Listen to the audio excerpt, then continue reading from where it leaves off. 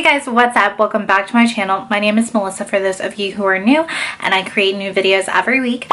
And today's video, I'm going to be sharing with you guys a little pack with me video. I am just about to leave for the airport to head off to Denver, so this is what I am bringing with me in my little personal item. I usually pack pretty light whenever I'm just going for a short weekend, so that way I don't have to pay for like extra baggage fees. So this is like my best friend, is this little bag that I got, I think from Walmart for like 40 bucks, and it has definitely paid for itself because I've used it for multiple trips now, and it fits right under the seat in front of me, so it is perfect. And it's also a roller bag, so you can't ask for more than that. I'm gonna go ahead and show you what I'm gonna be packing in my bag to bring with me to Denver. And for the next video, you guys will be seeing the Denver travel vlog, so definitely make sure to subscribe if you're not already, because you don't want to miss that. So without further ado, let's go ahead and get packing.